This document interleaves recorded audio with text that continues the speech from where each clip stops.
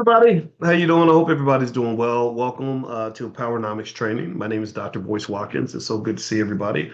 I hope you are doing good and doing well. I have been on the road today, and so I made sure that I got here in time to hang out with you all. And I hope you're feeling good and feeling awfully black and proud and capable and successful and all this other good stuff. And tonight we're gonna have a lot of fun. We're gonna go through some analysis from Dr. Claude Anderson, aka Dr. Goat Anderson. That's what we need to call him because he is the greatest of all time. And what I'm going to also do is I'm going to send out a quick text message to let everybody know that we're starting now. And if you want to be on the text list, text the word greatness to the number 87948. So you text greatness to 87948, and you'll get a notification when we go live every Wednesday night at 8:30 for Powernomics training. All right, so I also wanted to remind everybody, I don't know if you guys knew, but the Black Family Conference is happening this weekend, and everybody in here gets to come for free. And the Black Family Conference is basically so that we can reclaim our families. If we don't do it, nobody else will. So if you care about Black families, if that's your thing, then you want to join. It's going to be amazing. And here's kind of just a screenshot of the conference. What do we do and what do we believe? The Black Family Conference equips Black families to break generational curses and generate true wealth. So prosperity becomes the norm, not the exception in our community. So they believe in the following. It's not us. We're supporting it though. Strong Black communities begin with strong families. The family is the first institution that we will ever know, and real community change starts at home.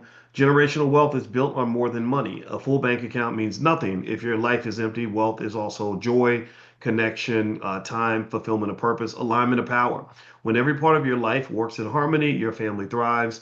And then also marriage needs more than love. While love is the foundation, there are a variety of other factors that make the union of two people stronger. So if you want to join the conference, you can go to blackfamilyconference.com. That's blackfamilyconference.com. And the conference is for those who might be newly or nearly wed. So you're in a relationship or you're planning to start one at some point. Family CEOs. You've got a family that you're trying to institutionalize and turn into something powerful across generations. Village aunties and uncles, elders and mentors creating pathways for the younger generation. So if you are an auntie or an uncle and maybe you don't have a spouse or you don't have one yet, or maybe you'll never have one, it's up to you to decide on that. No judgment. Then this would be for you as well because family is more than just the people you're related to. And they have a pretty massive agenda. And the founder of this conference is actually my brother, Lawrence Watkins. And there he is with his lovely wife, Carla. She's a member of the AKA sorority, by the way. Skiwi to everybody out there. He's a proud alpha. My sister's also an AKA. So if you're an AKA, you're my sister-in-law. And these are his two beautiful children, August and Amina, AKA my nieces and nephews. Y'all don't see them too much, but there they are. So you can go to blackfamilyconference.com if anybody wants to participate.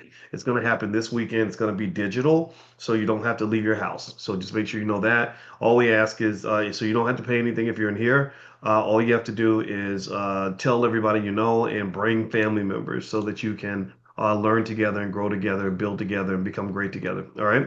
All right. So with that being said, let's go ahead and jump right in to the conversation. There was something interesting that I saw in terms of I assume a lot of you have seen what's been going on with the migrants and that conversation in Chicago. And Dr. Claude Anderson actually wrote in his book about the migrants in the Black community. And in case you don't know, Dr. Anderson's perspective on this is that the growth in the numbers of migrants in America has not been beneficial to the Black community. There was a time where your vote had a lot more power. There was a time where there were a lot more of you than there were of any other group except for white people. And then you were kind of pushed into a third level minority and eventually maybe fourth level. And a lot of this he feels was done deliberately. For a very long time, when they would talk about who they would allow into the country, they had Black people at the bottom of the list. They didn't want any more Black people. They're like, look, we got enough of these people here. So they would bring in lots of Europeans and stuff like that.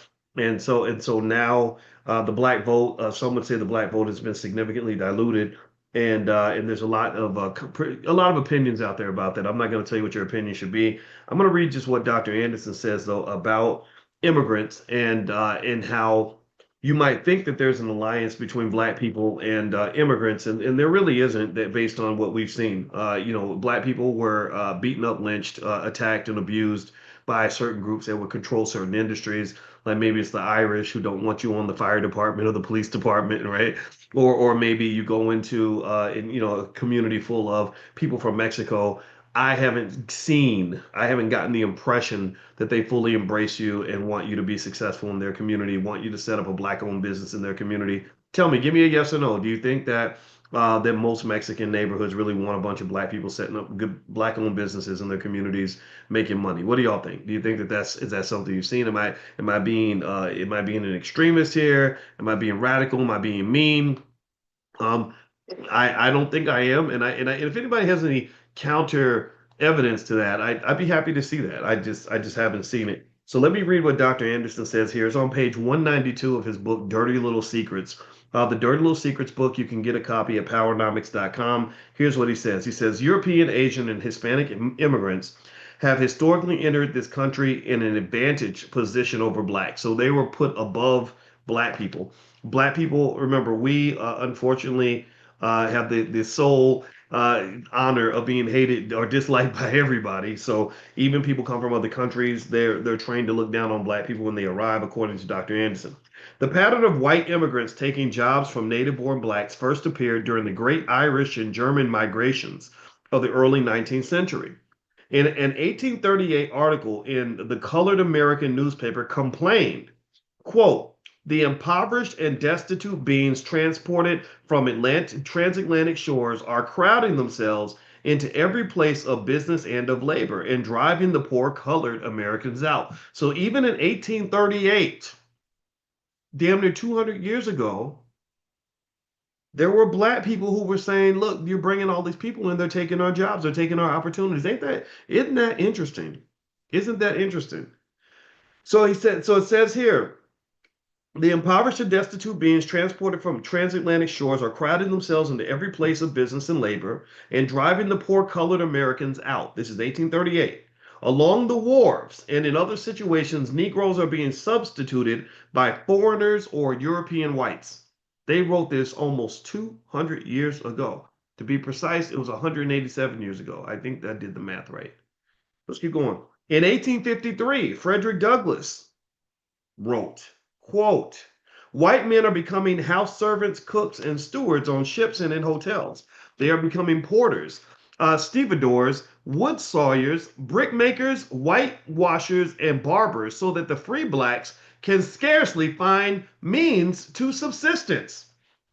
That's what Frederick Douglass wrote. How many of y'all knew that? Did anybody learn that in public school? How many? Give me a guess. Did anybody in here learn in public school that you could go back 150 years, 200 years, and find black people complaining about this idea that they would rather bring people from other countries to do certain jobs than to actually hire you?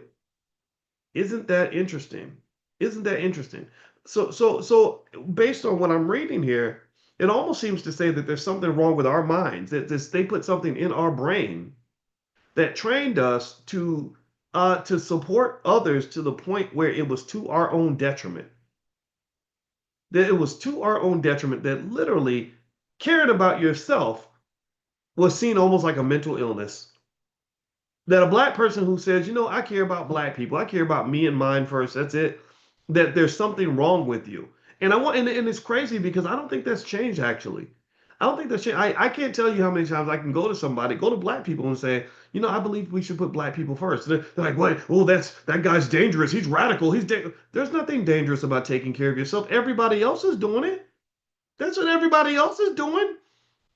You ain't gonna go to no Chinese neighborhood and see no black-owned businesses in a Chinese neighborhood. You're not gonna go to Little Havana and find black businesses in Little Havana. So what in the world makes you think that it's okay for everybody to put themselves first except for us? Does anybody else notice this? I mean, I'm talking, my voice is elevating because I'm processing what I'm saying as I'm saying it. It's coming out and I'm like, holy crap, this is insane. So literally, when you are supporting, I'm sorry to anybody who has this. I know some of y'all are Democrats, some of you are Republicans, and I respect that. I really do. But when they try to get your black butt out there marching for people who would never march for you, you got to make it make sense for me. I don't understand it. I just don't get it. I just don't get it. So let me keep going. Let me keep going because I don't want to make anybody feel bad because it takes time. I don't want to create so much cognitive dissonance that people's heads explode and freak out. You know, because that's what they do when black people start making sense. When we start talking with common sense, it's not. It's kind of weird to people. All right. So anyway, following the Civil War, entering ethnics displaced blacks from the skilled trades and the artisan class of businesses that blacks have monopolized for centuries. Nearly 10 million new immigrants were brought to America between 1868 and 1880. So this is over again, this is 150 years ago. This ain't recent. So 10 million new immigrants were brought during that time. According to the 1865 census data, blacks made up more than 100,000 of the 120,000 tradesmen in the South. Oh. And the reason, well, you know why I did that? I made a face. Oh, you know why I made a face? Because if you go to page 193 of this book, it's called Dirty Little Secrets by Dr. Claude Anderson. I made that face. And you know why I made that face? I made the face because I want you to look out your damn window right now and I want you to tell me if you see a group of young black men in their 20s, what percentage of those men are skilled tradesmen? Tell me how many of those young men know how are master plumbers? How many of those young men are excellent carpenters? How many of those young men are bricklayers, welders? Hey, you tell me. Tell me. If you want to know why I had that weird reaction, it was because I visualized it. I said, I'll be, God dang it. I look outside and I see young black men that are marginalized. No, couldn't build a house if you put a gun to their head. And this is the curse of us letting white people educate our children. I am not anti-white, but I am also anti-stupid. I'm definitely anti-stupid. And it is crazy for us to let other people control our educational process because you know as well as I do that our kid, the world is not doing right by those damn kids. So when I get my reparations check, first thing I'm gonna do is build another school. I've got one already, but I want to build more. Just they gotta raise the money. It's hard to do because every time you try to sell something, people think you're scamming. You're a black man running a business. You must be a scammer. No, I'm doing exactly what the white guy's doing, but for whatever reason, you don't say anything when he does it. Well, when I do it, there's got to be something wrong with it because you're looking to find out who my master is. Guess what? I don't have one. I don't have one. Let me keep going. All right. According to the 1865 census data, blacks make up more than 100, made up 100, more than 100,000 of the 120,000 tradesmen in the South. So out of 100, so let's just be clear about this. This sentence is tripping me out. Out of 120,000 tradesmen in the South, 100,000 were black. Do y'all understand that? We were the majority by a long shot. What happened to you, black man? You were the craftsman. You had this. Keep reading, boys. Okay. Yet less skilled immigrants formed unions. They locked blacks out because they used unity and took over the skilled trades based upon skin color. So they use unity to lock you out of your economics. Before 1880, what is that number? What's that? 5 out of 6? 5 out of 6 of the tradesmen in the South were black. That's about 83% if I'm doing the math right. And then immigrants came in, formed unions, locked you out because you had this kumbaya attitude and you were accepting everybody. And they were like, great, please accept me so I can let me into your house, let me borrow the key, and then I'm going to put you on the porch and lock the damn door. That's what they did. That what no, does that or does that not make us stuck on stupid? This whole kumbaya, let's love everybody nonsense. Think about this. We literally are like, come on in our house. They come in your house because remember we were dominating these skilled trades. They come in your house, you love them, you feed them, you put warm clothes on them, and then they tell you that there's something out on the front porch. You go outside, and then they lock the door and lock you out of the house. That to me, that's what I visualize when I read this. So it says here, less skilled immigrants formed unions, locked blacks out, and took over the skilled trades based on skin color. Blacks were bumped out of the northern factories. So this is what happened in the South. So in the South, you were getting blocked out. Now, let's see what happened in the North. I mean, these are our allies, right? We assume our allies took good care of us, right?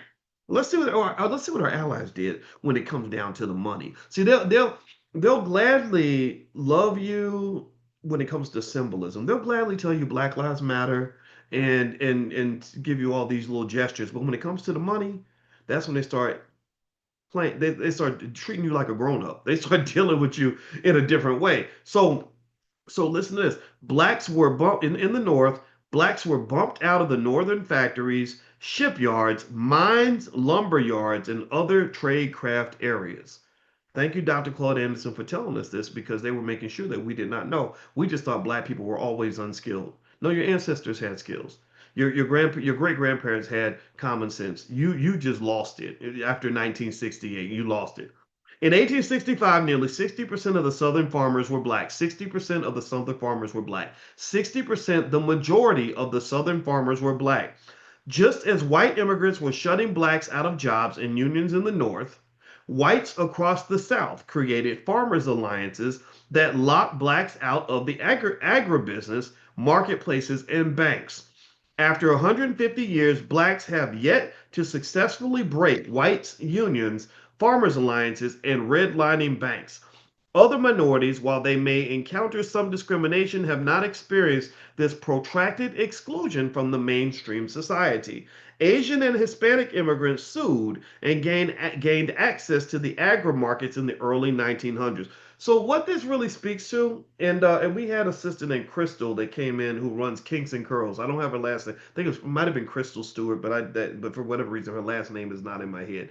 Crystal came into class and she runs a company called Kinks and Curls. And the reason I invited Crystal in is because she's in the hair care business, which is where billions of dollars of black money goes because we all know that there are black women out here that will spend their last nickel to get their hair done. What I liked about Crystal when I first met her, and the reason I brought her to class is because she said something that made me help me understand that she knew the assignment. She mentioned something about getting back the supply chain. She said we got to get back the supply chain. And I heard Crystal Shepard. Thank you very much, Melvin. I apologize for not remember her last name. I really love her. She's great. I'm gonna bring her back. And so she talked about getting back the supply chain. And I said, good, this is a smart black woman because she understands something very important about economics that I want you to remember and I want you to tell your kids right now. Economics is war. Economics is war. When it comes to the money, there is no kumbaya attitude amongst those you're competing with. The Asians who control the hair care industry are not sharing anything with you. They are blocking you out at every available possibility. They are going to make sure that they can undermine, sabotage, and create chaos in whatever line of business you have. They will be underhanded. People will turn tricks and do horrible things to make sure that you can't get your product on time or that something goes wrong with your business. So when you go into any industry and you're trying to really compete for those dollars, you got to show up ready and you can't go in there assuming that black people have any friends. I wish it wasn't like that. I wish I could tell you that no, no, no, the world is full of good people and everybody's going to do right by you. But there's something about this world that when it comes to money, the world is ruthless. And the ruthlessness has a special impact on you being black because there are people who believe black people don't deserve anything. In fact, they believe that whatever bad thing happens to us, we earn that we deserve to be poor, we deserve to be last, we deserve to be subordinated. Because as Dr. Anderson used to always say when he would come in this platform a lot, the content's out there. You can probably go find it on YouTube. As he would say, look, they don't dislike you because you're black. They dislike you because they think you're weak. Because they see all that love and all that kindness that you have toward other people. They see that as a weakness. They just say, well, okay, great. You want to let us take all your money? Sure, we'll be happy to take it, but we're not giving you our money because we're not stupid.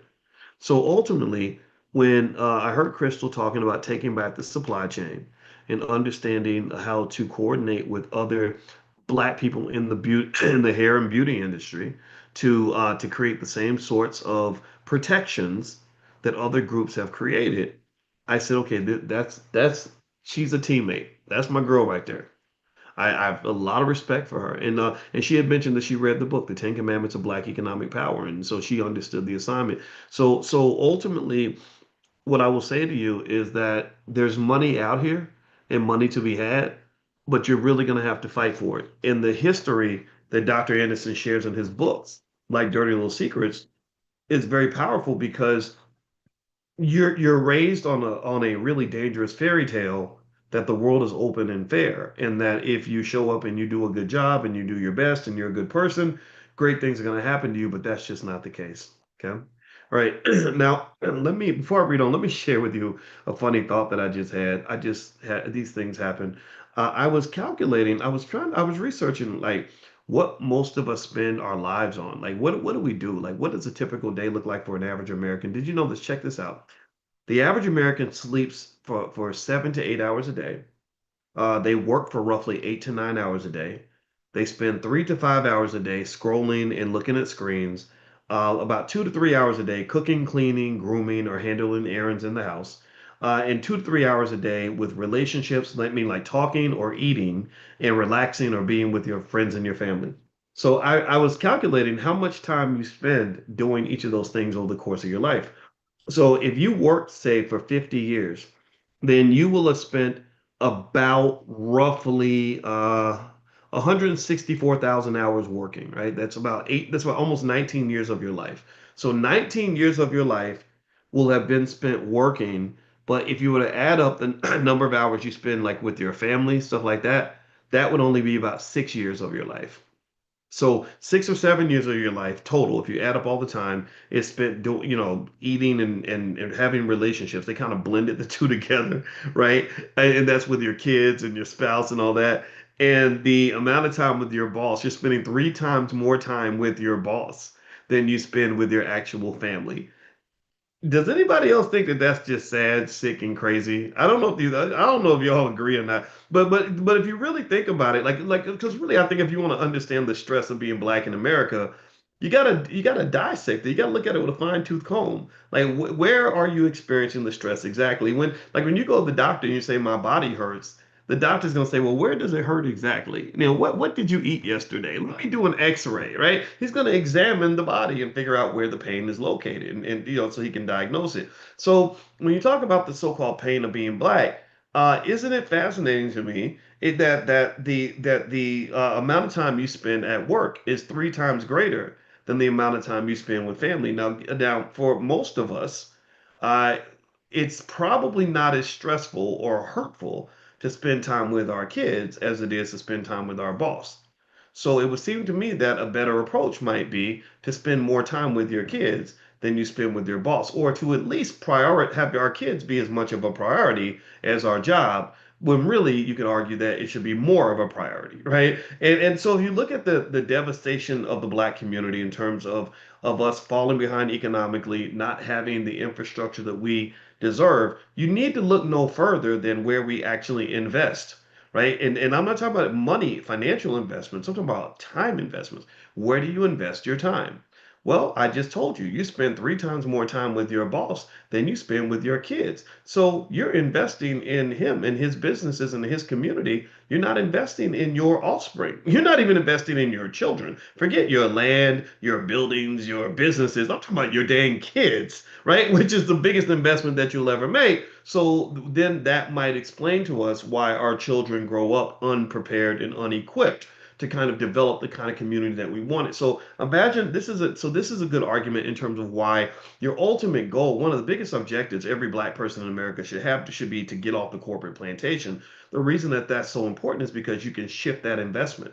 You can spend Instead of spending 3 times more time with your boss than with your kids, you can spend 3 times more time with your kids than you spend with your boss. Or maybe you could take your boss out of the budget completely, because literally, I just showed you mathematically that if I was to add up all the thousands of hours you spend with your boss over the course of a lifetime, that takes 19 years off of your life. Right. So that means if I live to be 72 years old, then then the time I spent with my boss means I could have just died at like 51 or something, or 52 or 53, and it would have been pretty much the same thing, because I spent damn near the last 20 years serving white America, serving corporations, serving somebody else's business, right? So just break it down like that, in my opinion. I think if you do that, you're going to be a little bit shocked by what you see, but then you're going to have the insight and the consciousness to be able to make the pivot that you need to make in order to make the kinds of investment that you want to pursue. That was just a random thought I had with myself, and I thought I'd share it, hoping that it would help somebody out there.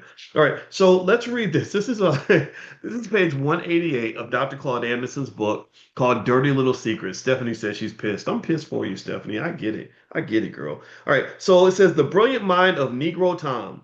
It says Thomas Fuller, more popularly known as Negro Tom, born in Africa, brought to America as a slave at the age of 14, became a self-taught mathematician. Denied a formal education, he could neither read nor write, but he could calculate complex mathematical problems in his head within a matter of minutes. He was especially adept at figuring times, distance, and space. Wow. Zora Colburn, a noted mathematician in the 19th century, once challenged Fuller to calculate in his head the number of seconds a man had lived when he was 70 years old, 12 days, and 12 hours old. Within a matter of minutes, the African calculator had his answer. Colburn, figuring on paper, obtained a different answer, but Fuller reminded the mathematician that he had neglected to count leap years. Ooh. On figuring once more, Colburn was forced to admit that he was wrong and Fuller was right. Wow. Regardless of how remarkable Fuller's ability was, he never received his freedom from slavery, so his mathematical brilliance was wasted. He could not use it to help himself, his family, or his race. Sadly, like most blacks, he spent life in cotton and tobacco fields rather than classrooms. An educational organization, the Columbia Centennial, called him a prodigy, a mathematical genius who, without a doubt, would have been equal to Sir Isaac Newton had he had an appropriate formal education. So when I read about this man, his name was let's see, Thomas Fuller. They called him Negro Tom, and or the African calculator. When I read this, what I think about, here's what goes through my mind.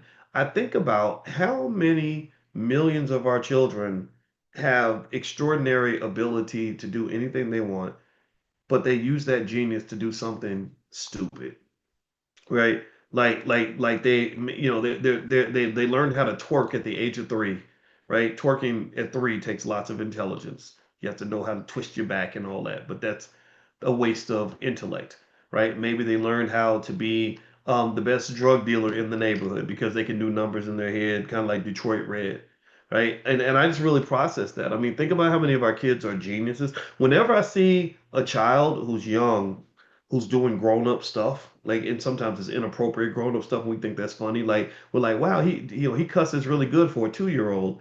I see that as misguided genius. That's what I see. I see that's a missed opportunity right there, right? So anyway, let's just move on. Let's move on. Okay.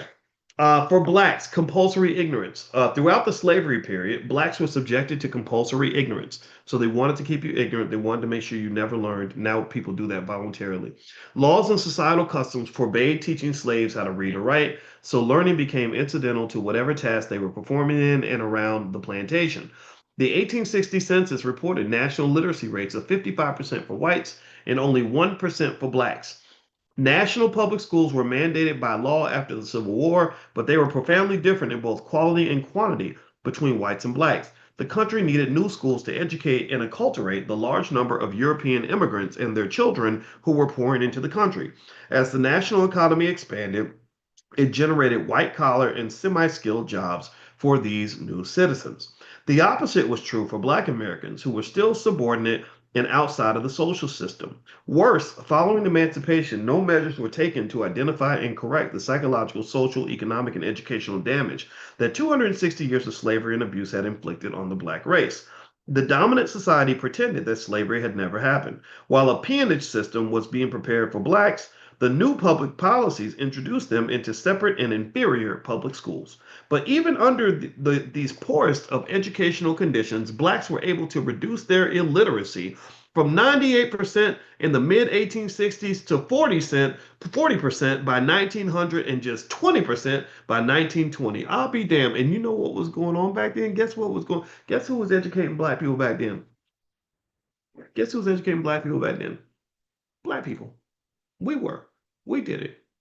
And they didn't have a whole lot of money. They didn't take 20 years to build a school, right? They would get a room and some books and some love, and they would get it done. Some a room, some books, some love, and some effort, and they could educate their kids as well as they need to be educated. And this is what I'm this is what I want you to understand. When we created the Black Business School, that was the thought process. I said, look, if I can just get people's attention, get them in a Zoom, I can educate people better on economics than you can learn at any university in this country, particularly when you talk about Black economics. When you talk about Black economics, there's no better place than right here, in my view, because, yeah, I know how white people think. I studied that. I got a whole PhD in that. But then I went and got a second PhD by studying our community. I spent 30 years getting that PhD on what it means to be Black and how economic systems and economic opportunities and possibilities and challenges vary based on race in America. A black person cannot try to succeed in America the same a white person does because the rules are just different, right? And it doesn't mean we should feel sorry for ourselves. Sometimes it actually means you have more opportunities than others. Black privilege can be manufactured if you are very conscious about the environment within which you manufacture that privilege. So what these teachers did. See, I want you to pay attention. What these teachers, these homeschoolers did, these loving mothers did, these strong fathers did for their babies that we can't do to this day is they manufactured black privilege. You can't tell me that a child does not feel more privileged walking into a schoolroom, even if it's raggedy, with loving black teachers who are guiding him, mentoring him, loving him, caressing, holding him, I mean, just really embracing him. You can't tell me he doesn't feel more privileged walking into that space than he feels walking into some of these cold ass penitentiaries on training wheels that we have that we call a public school system.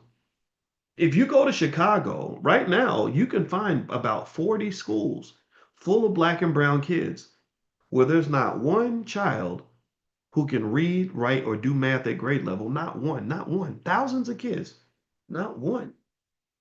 But they all have the lyrics of their favorite rapper memorized. They all, some of them can throw up all the gang signs and all this other stuff, but they don't know, but can't read, can't write, can't do math. So really, what this says to me is this starts with the foundation of the public school system, where they said, okay, we're going to make sure black people stay here. We're going to keep them down here. And we're going to keep our people up here, whites and immigrants up here, black people down here. And we slide right into that. And I would just say you have to reject that. Remember that teacher, Marva Collins? Anybody remember? How many of y'all remember Marva Collins? If you don't know Marva Collins, go look Marva Collins up, please. Oh Lord Jesus, Marva, and I get warm fuzzies when I say her name because my mama used to love Marva Collins. Marva Collins was an amazing black woman in Chicago who used to educate kids in the projects better than any private school in the city of Chicago. Marva Collins would take the worst kid that looked like they just wasn't going nowhere and make them into a freaking Rhodes Scholar. That's how good Marva Collins was. And my mama loved her because Marva Collins came to Louisville, where I'm from, and gave a speech at this at the Black Achievers banquet. It was this organization called Black Achievers that gave me my first scholarship when I was coming out of high school. And and she got in there, she was like, "How dare you? How dare you hoity-toity Negroes sit around here with your fancy clothes and your fancy suits and drink your wine while our children need us to mobilize and educate them." She railed into them. She went off on them. And my mother loved that because here's the thing. This is the thing, right? The idea of having black people that are no nonsense, that are literally saying, okay, what's the job that needs to get done and are ready to do it? Those are the people that make progress. The bougie types, unfortunately, the boule who sort of blend blackness into these Democrat Republican issues. In many cases, they're not the ones who actually move the needle forward. The whole movement behind Marcus Garvey, from what I understand, a big chunk of it was driven by hardworking people who simply wanted to solve a problem, right? Just people that said, okay, what's the assignment? What do we got to do? How do we build? What are we going to create? Right? So really, the Marvin Collinses of the world, that's your answer, that's your solution. And there are a lot of you that are in here that are carrying on that tradition. I just want to encourage you. Like I know Jen is homeschooling half of California right now. Jen might be in there. Say something, Jen, if you're here. And to me, that is much more effective than whatever is happening in these systems. These systems are not working. The evidence is everywhere that it's not working. So let's keep going. All right. So by overcoming centuries of planned ignorance in inferior schools, Black educational achievement far exceeded that of newly arriving European immigrants who received first class citizenship with better schools. The 10 million European immigrants who arrived in this country in the decade following the Civil War had an illiteracy rate of approximately 95%. By 1900, Black ex slaves had reduced their illiteracy rate twice as fast as European immigrants who had access to much better educational resources. All right. So, by the way, I want to say thank you to Amani. Amani's from our team, and she's actually inside the chat. So, if you have any questions about your membership in the Black Business School or what we have going on, you can talk to Amani. And don't forget that this weekend is the Black Family Conference. It's going to be digital, so you can join from anywhere. And so, if you want to join, everybody here can come for free. You can go to blackfamilyconference.com. That's blackfamilyconference.com. And then also, some of you were asking about this, so I'll share this with you. If you want to teach crypto to your kids, we have flashcards for crypto. We have a crypto kids workbook and flashcards we just created, and it's discounted. I think the whole package is $40, $39.99, and it introduces your kids to crypto, blockchain, and everything else in fun activities. And so you can go take a look at that and see if you want to participate with that. All right, so I'll put the link inside the chat if you guys want to take a look and we can see what that ends up looking like. So give me 1 second, guys. Let me grab the link and I'll put it inside the Zoom and you can go and take a look at that if that's of interest to you. So give me a second here. Here's the link in the chat. All right. There it is. Okay. All right. So 1 second here. Okay. All right. So let's keep going. All right. So with that said, let me read more from Dr. Anderson's book. All right, here we go. There we go. Okay, so I'll put it in there and I'll pin it. So, well, I can't pin it, but all right, so let me keep reading here. All right, so we're on page 190 of the book Dirty Little Secrets by Dr. Claude Anderson. And the next section says, where are all the Black PhDs? It says, the complaint is frequently heard that America has produced too many people with doctorate degrees. This charge could not possibly apply to Blacks. In a 7-year period between 1965 and 1972, as the Black quest for more education and advanced degrees peaked, America's universities awarded more than 120,000 PhDs, but less than 200 to Blacks. To find 2,000 Blacks with doctorates, one would have to count all the way back to 1920. For example, in the 1993-94 school year, of more than 1,300 PhDs awarded in business, only 38 went to Black Americans. The chart below, here's a chart in this book on page 190 of Dirty Little Secrets that depicts the number of degrees that universities awarded nationally in business and management for the indicated years. Like most things that are positive or beneficial, Black Americans remain fixed around 1 or 2%. So it pretty much shows that in 1993-94, the total number of PhDs awarded in America was 1,364, and the numbers given to Black people was 38. Holy crap, that's insane. Wow, wow. Yeah, and I know when I got my PhD in finance, I was the only African American on the planet to get a PhD in finance that year. There was not another male or female, nobody. And it's not because we weren't smart enough. It's because in the educational system or in academia, there is a hierarchy. The racism is kind of unchecked in terms of excluding certain people. And some of it is definitely related to race, but a lot of it's also related to culture, which is connected to race. Meaning, when I went through my PhD program, I did not find a lot of white males who understood me as a black man. They just did. I didn't understand them. They didn't understand me. And it got really messy. And what made the difference for me was a guy named W.C. Benton at Ohio State. He was one of the top faculty members in his field in the world at Ohio State. And he fought for me. He went in there and he was a great black man. He was a soldier and he wasn't no punk. And he saw that they were mistreating me and trying to abuse me. I'm not easily abused. I mean, I'll fight back. I'll bite your kneecaps off. But but he saw what I was going through, and he went in there and really, really stood up for me. And I just really am so grateful to him because without this man, I don't know if I would have made it. I mean, he had to go in there and really get gangster with them. And what this really speaks to is this reminds me of what we were talking about earlier with the economics. You got to learn how to fight. You'll never get respect from other groups of people if you're not willing to fight. And fighting isn't just marching and praying and voting and things like that. That's part of it, sure, absolutely. But also there's the economic fight. There's also the fight where you say, okay, I'm gonna go build it myself. There's a fight that comes into like just, I'm not giving up. I'm gonna go create. We're gonna develop the infrastructure. We're gonna make the investments. We're gonna go make it happen, right? So fighting for white acceptance is not typically a fight that pays off for the majority of us, for the masses. The masses don't benefit when they let one black person into an institution. The masses only benefit when black people fight to create their own institution. So until you can create your own, then you will always have a couple of elite people that are accepted in as tokens. You're only going to have tokenism. The most you'll ever get in the current system, typically in most cases, is tokenism. If you want something where the majority of your people are all doing well, then you're going to have to do the heavy lifting of institution building. And that is a special skill set that requires a certain thought process that must be embedded in the children. If all the children grow up looking to try to see if they can get a job,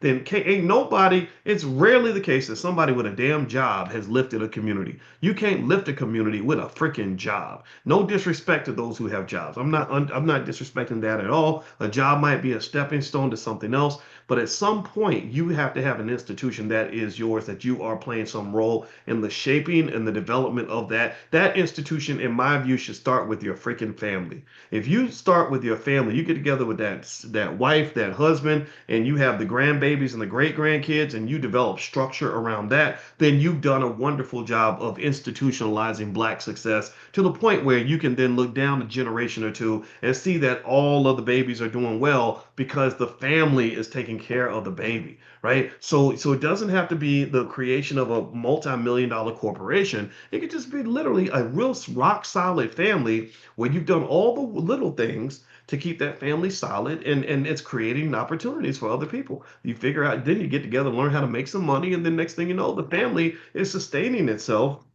And you don't need the government. You don't need corporate America. You don't need white acceptance. You don't need to send your children across town so they can get a couple of nickels from some job. You can say, look, come work with the family because we got you. We got resources for you.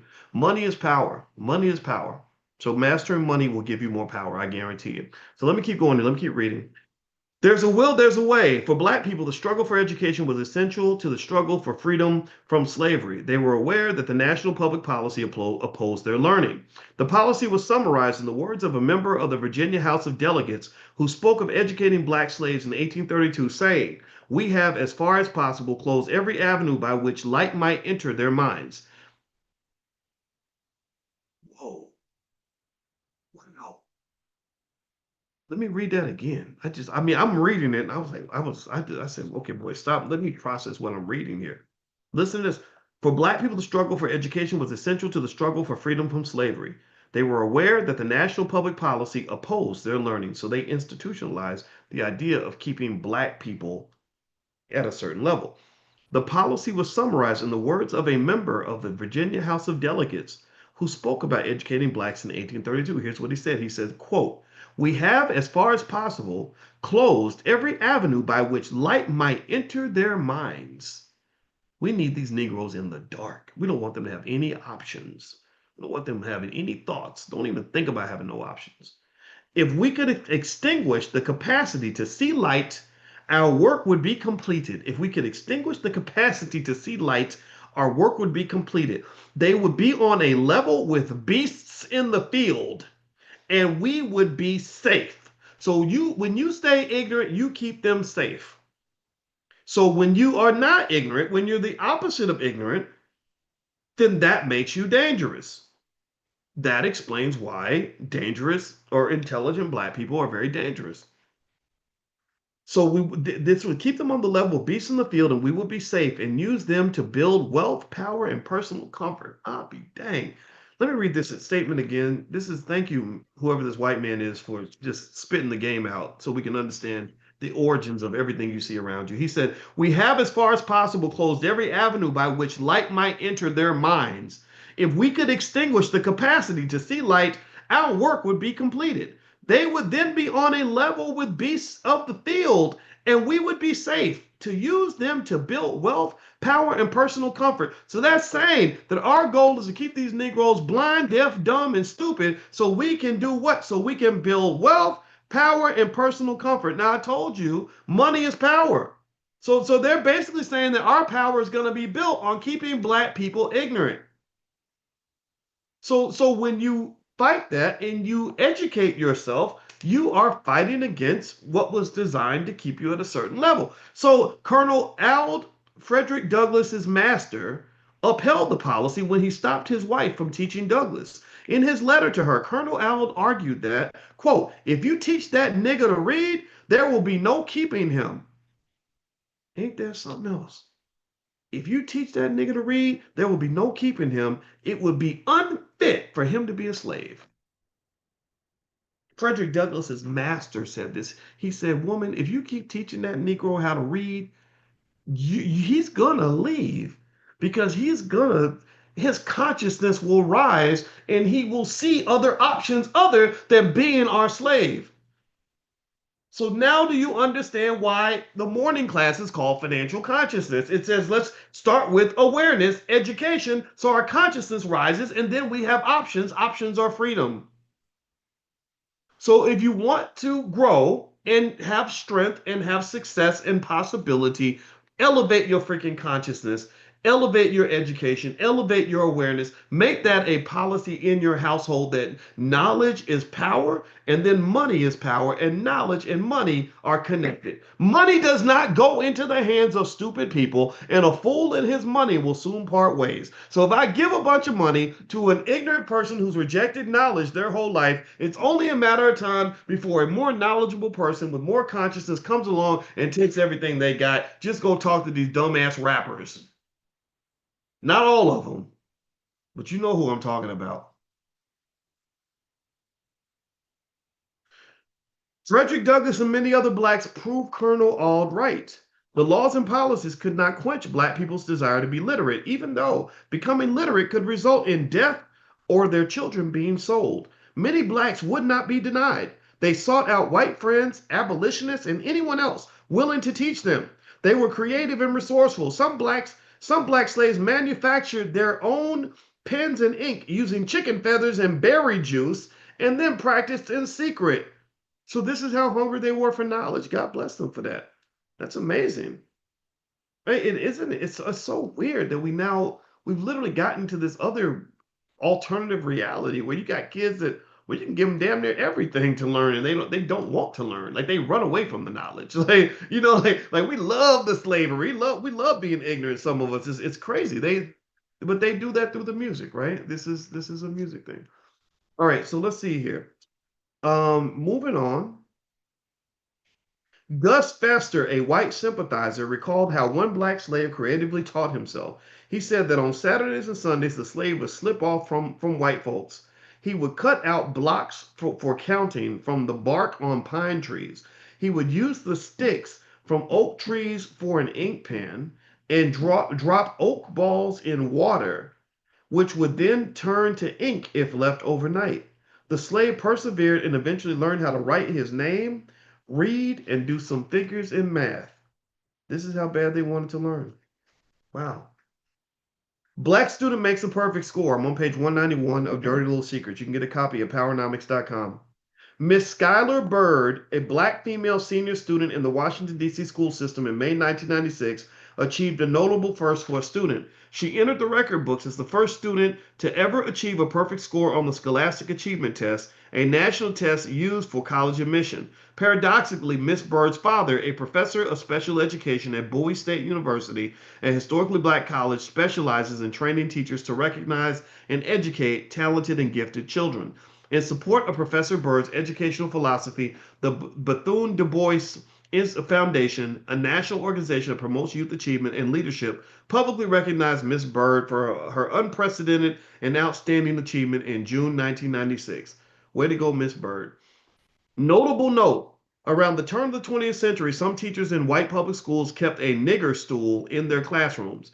To embarrass and punish white students for being dumb, the teachers made them sit in the corner on the nigger stool. I don't know if any of y'all knew that. I don't know if they taught you about the nigger stool in school. All right, America's fastest typist. In 1944, Cortez W. Peters, a black man, was the world typewriting champion. He typed 130 words a minute while at the same time carrying on a conversation with other people on an entirely different subject. Oh my God. That's wild. Mr. Peters was a celebrity and inspiration in black communities across the nation. He established his own typing training school and regularly visited and demonstrated his Superman skills in black schools. Even using the bulky and mechanically slow World War II typewriters, Mr. Peters' typing speed was still twice as fast as any other known typist in the nation. Wow! That's wild. That's crazy. That's I like this. I like his little factoids. I like the little stuff that he tells you that you just never would have known anywhere else. So so anyway, let's go ahead and finish up for tonight. I don't want to keep you guys for too long. I hope that you gained something from the discussion today. And so, as we get out of here, I want everybody to know if you're doing stock options, I'll send you guys something tomorrow morning. I'm going to actually head out so I can work on that stuff for tonight. I'm going to do some fast cash action plans and stuff like that. If you are interested in stock options, you'd like to learn from us, you can text the word options to the number 87948, or you can also go to drboyceprime.com, drboyceprime.com. And also, last but not least, if you want to take a look at those Crypto Kids flashcards and workbooks, it's a bundle. There's the link to the bundle, so feel free to click on that button and take a look at that and see if that's a fit for you and your family. And we will be back doing Powernomics training next week at 8:30 p.m. Eastern. We do this every single week. And so if you want to be on that list to be invited, text the word greatness to that same number, 87948. So thank you very much, Amani, for holding it down and helping us have another extraordinary week together. And also, the Black Family Conference is this weekend. It's going to be digital, so you can do it from everywhere. And also, right after that, I think the following week, we're hosting a digital AI conference. So if you have an interest in AI, we gather some AI experts that can really work with you on what you're seeking to learn and understand about artificial intelligence. And then in November, we're going to do a digital version of the All Black National Convention. Those of you who couldn't make it, we're going to do the A, B, and C digital as well. So I'll keep you guys posted on all these things. So we have a lot of stuff happening before the end of the year because life is short and we got to get it all done and we got to educate ourselves, educate our own children, create our own jobs, support black businesses. That's what's going to make us great again. So let's go get it. God bless you. Have a good night. Thank you so much for listening.